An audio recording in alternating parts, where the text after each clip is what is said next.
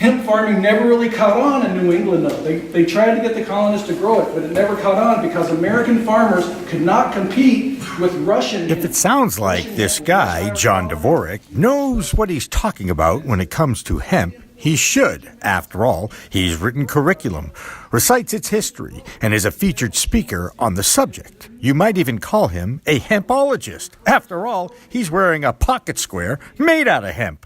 What is hemp? How would you define that? In my opinion, hemp is cannabis. It's a plant, cannabis.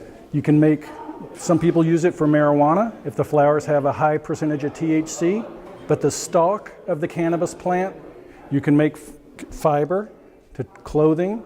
You can, inside part of the stalk is a hemp hurd that you can make hempcrete, particle board, ethanol, so you can make all sorts of things out of the stalk of the plant.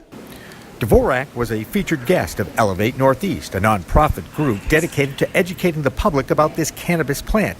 Hemp has under 0.3% of THC, the intoxicating chemical that gets you high. But if you look at a field of hemp and a field of marijuana, the cannabis plant with THC, it's tough to tell them apart.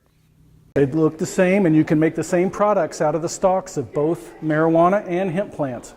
One of the chemicals derived from both strains of cannabis plants is CBD, an anti-inflammation chemical that's being sold legally all over the place. It's now infused in candies, beverages, and other edible products. But this week, state food and beverage departments in Maine, Ohio, and New York City demanded stores take CBD products off retail shelves, shaking up the industry again. Our government is trying to make us afraid of the cannabis plant.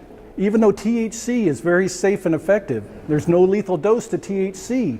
CBD is even safer. So some cities and states are trying to crack down on CBD, and that's not a good thing. We're going to have to fight back. We're going to get out there. The industry is growing. We're reaching critical mass.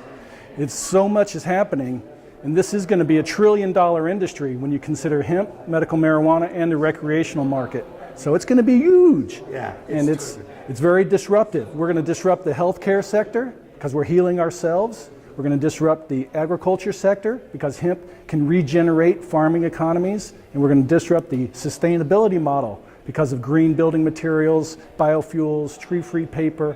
The list goes on. So it's a great time to be involved with the cannabis space, but we need a lot more education. And every day we learn more and more about this amazing plant. Reporting for the Cannabis Multimedia Network, I'm Jimmy Young.